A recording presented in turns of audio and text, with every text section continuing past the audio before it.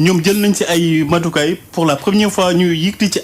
enquête bi sax dem ba mujj ci ay arrestation. waaw Pape Matar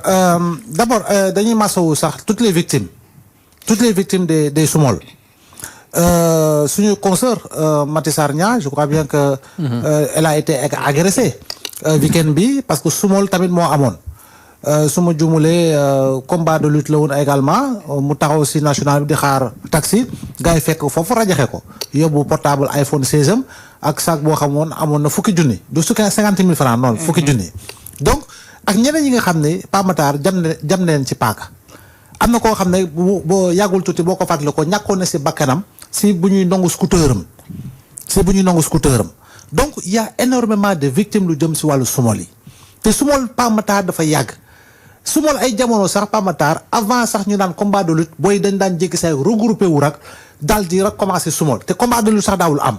léeg-léeg embouteillage day am dans certaines zones embouteillage kese mooy am booy commencé Soumol commencé di ubbi oto yi yaa ngi dégg di agresser nit ñi di ndongu seen i sac di ndongu seen ay téléphone et depuis lors c'est comme si de rien n'était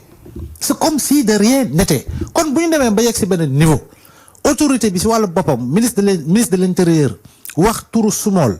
ba gouverneur convoqué ñi nga xam ñoo di acteurs de lutte ak préfet yeeg ak yeneen autorité pour ñu waxtaanee mbir moomu je dis encore une fois bravo et enfin enfin surtout pourquoi parce que saa bu combat de lutte amee léegi les messages passent à travers les réseaux sociaux tey combat am na moytu leen bërëb sangam tey ku amul yitte zone banlieue ba fa dem loo fa am xew-xew doo fa dem wala da ngay teel a dem boo demee da ngay xaar ba mu guddi ngay doog a ñibbi je pense que loolu c'est de la terreur que l'on exerce sur les citoyens kon Soumol yooyu ay boy yu am 16 ans 15 ans 20 ans jëm kaw mais tamit dafa am ñoo xam ne ñoo koy organiser Pape Matar am na si ñoo xam ne du ma ne Soumol yëpp mais si Soumol yi am na ñoo xam ne ñoo koy organiser parce que combat bi bu amee si la ñuy préparer wu am fu ñu dajaloo suul fa ay jaase ak yu demee noonu mais ñu bàyyi police gendarmerie nekk fii et je pense que loolu dafa war a mën a jeex fii si Sénégal combat de lutte ak bëri nu mu nekkee sport bu am solo fii si Sénégal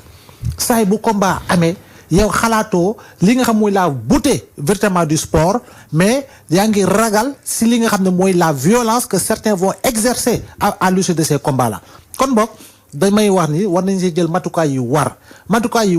am nañu police ak gendarmerie bi mën a empêcher Soumol yooyu di am et puis ñu procéder à des arrestations wu def enquête yu gën a wóor ba mën a jàpp cerveau yi nga xam ne sur le plus souvent ñooy organiser ces Soumol là et je pense que loolu waruñu ko seetaan parce que au-delà des Soumol agression si wàllu boppam à travers li nga xam moo di scooter yi dafa mbetay mi ngi fi scooter yaa ngi fi di rajaxe ba tey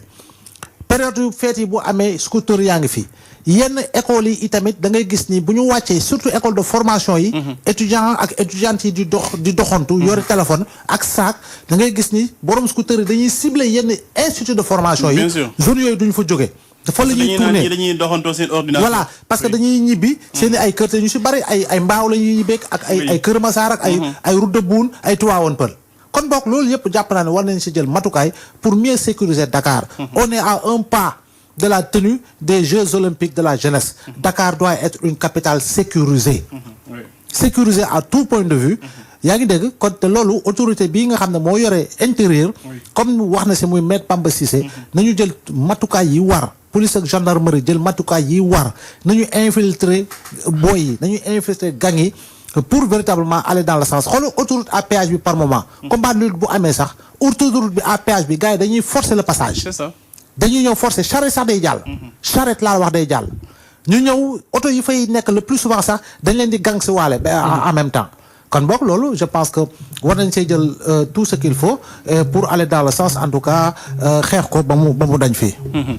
alors Ibrahima Anne yàgg nañ koy dénoncer comme ni ko Abdoulaye Mbow waxee dem ba sax ñoom ñoo mujj créer cette terreur bu làmb amee nit ñi di naan moytu leen wala bu leen dem ci bërëb bi diggante waxtu bi ba waxtu bi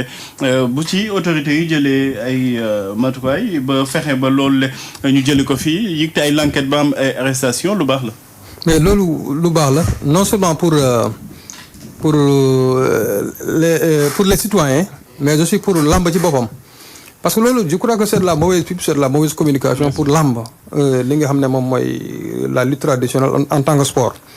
je n'en ai pas les preuves mais déggoon naa quand même que li taxoon sponsor yu bëri dawoon lamb dugalu ci woon seen i koppar c'est parce que simplement violence bi nga xam ne moom la ñu noté dans la lutte et autour des activités connexes les activités liées à la lutte man damay wax gàcce ngàllama ki nga xam ne moom mooy Bamba Cissé parce que man j'ai l'impression que Bamba quand même il passe la journée avec nous il dort avec nous il se réveille avec nous parce que pratiquement chaque semaine wala chaque mois day jël benn mesure boo xam ne man damay naan bravo barke Dembo Ndiaye la fi génne le préfet donc le préfet c'est le ministère de l'Intérieur génne benn mesure interdisant la circulation des charrettes sur l'emprise du BRT te loolu ñëpp xam nañ ko ñëpp tous les gens qui fréquentent le BRT xam nañ quand même le danger que constituent les charrettes pour les usagers de l'autoroute donc bu ñu ñëwaatee maintenant ci mesure bi nga xam ne moom mooy kiiw simol yi donc loolu c'est une mesure à saluer maintenant li des rek mooy encourager à ce que mu am suivi c'est-à-dire que mu bañ a doon une opération ponctuelle boo xam ne ce serait lié simplement à li nga xam ne mooy organisation JOJ yi même bu JOJ yi jàllee nañu fexe éradiquer ce phénomène là parce que le phénomène là il n'est pas lié malheureusement qu'à la lutte il y a aussi les matchs navétanes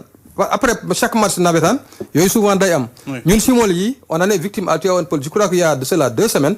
amoon na foofu opération bu mel noonu ba benn policier un policier en activité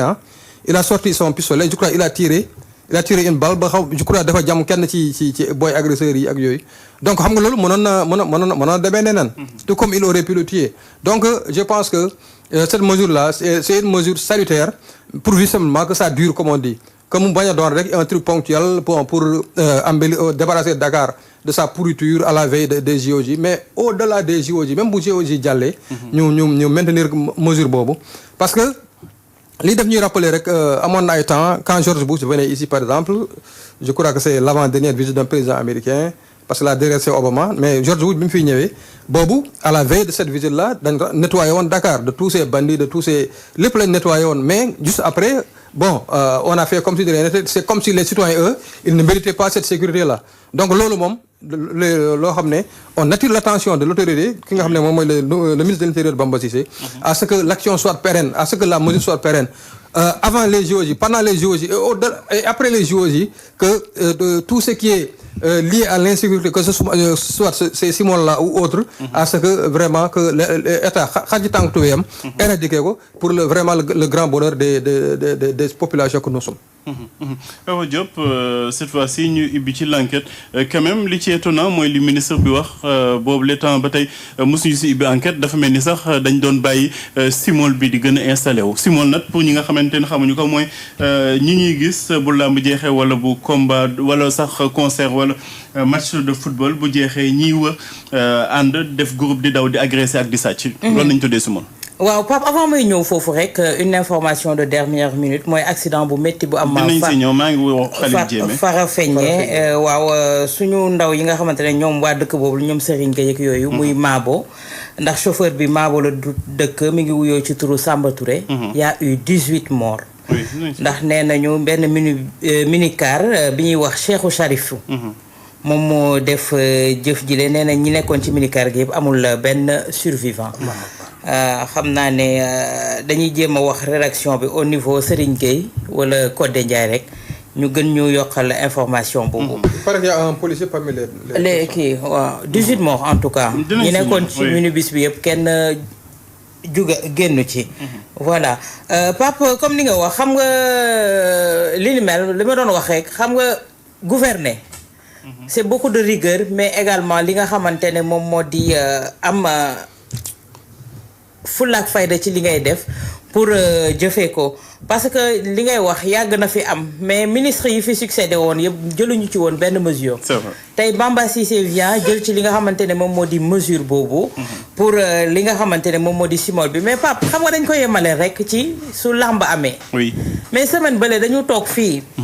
boobu simol mi ngi bëgg a rey waa Colobane à l'approche des fêtes en plein jour en plus ba pare foofu da daan am takk der yu fay nekk. mais ñetti takk der wala ñaari takk der yu fa nekk di régler la circulation mënuñu contenir foule boo xamante ne ay ndaw ak seen doole jugandoo di attaquer borom oto yi sax desuñu woon ginnaaw. te ma wax la ci lenn gis nga bu ñu juumee ba utiliser seen arme pour jéem a baare booy yooyu la dañ leen di àtte daan leen tëj leen kaso ñoom. ñoom takk der yi. voilà gis nga kon li nga xamante ne moom moo ci am insécurité boobu xam nga soo demee poste Thiaroye ci rond point bi. da ngay fekk H24 benn auto gendarmerie fourgonnette wala ñaar taxaw fa.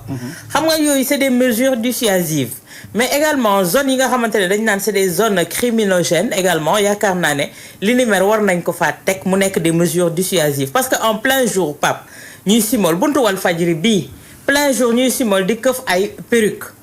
ay xale yu jigéen fii ci buntu bi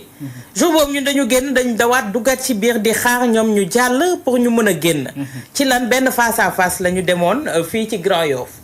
xam nga yooyu yëpp mooy yoo xamante ne je pense pas que ne tey jii mën nañu wax ne la sécurité la nuit rek lañ ko war a exercer je pense que tey jii ñi nekk ci caserne yi war nañu def la police et la gendarmerie ñu boole li nga xamante ne moo di seen force pour li nga xamante ne moo di sécurité li nga xamante ne moo di capitale bi et sa banlieue Pamata parce que lii mënul continuer am na mesure boo xamante ne ministre bi jël na ko peut-être que dina amoindrir les choses maanaam mbër bu ci jugati sa état major su simol amee ci zone ba nga jugee mbër mi sera incriminé loolu peut-être benn mesure dissuasive la boo xamante ne jël nañ ko mais war nañu yokk leneen ak leneen parce que da ngay gis su mbir amee ñu jël takk der yëpp mobiliser leen ci zone boobu mais zone boobu suñu leen mobiliser am na beneen zone boo xamante ne mi ngi trinqué te mbir yi insécurité bi dafa yematul ci ñi nga xamante ne ñooy dox ci mbedd mi ci waxtu boobu da ngay gis ñi dëkkee Pikine Guédiawaye yi ni mel am na ci koo xamante ne keroog ay baie vitrée la ñu toj këram mais lan moo ci yoonam ci lamb bi nga xamante ne am na ci waxtu boobu donc les maisons ne sont même pas épargnées da ngay tëju sa biir kër sax mais dinañ vandaliser li nga xamante ne moo di sa ay balcon wala sa ay porte ak li ni mel je pense que war nañu toog xoolaat jëlaat des mesures beaucoup plus draconiennes par rapport à ça Pamata parce que en plein jour daanoo ko gis lu bëri ay benn vol à l'arraché nga doon gis mais léegi en plein jour ñu lay agressé laay mën a wax vol avec violence. Mais bien sûr. parce que ñoom ñëpp ils sont armés. oui. tey jii ñu ne la en plein jour Colobane ñi ngi doon attaqué nit ñi ci seen biir ay oto. ñu ne la rond-point 6 bi 18h ñuy vol à l'arraché mais avec violence également yematul ci événement sportif am je pense que kon loolu war nañ ci gën a jëlaat yeneen mesures yaakaar naa ne comme li ma wax takk der yi suñu du ñu yemale rek ne police moom moo war a yore en charge ni ma koy gisee ci poste Thiaroye des voitures des fourgonnettes de gendarmerie taxaw ci poste bi noonu la ñu war a jàppee police ak gendarmerie ñu lënkaloo pour venir à bout de cette insécurité là en tout cas le ministre ñu ngi ko ci encouragé bu baax a baax mu wéy fexe ba mbirum insécurité mën a jeex ci biir réew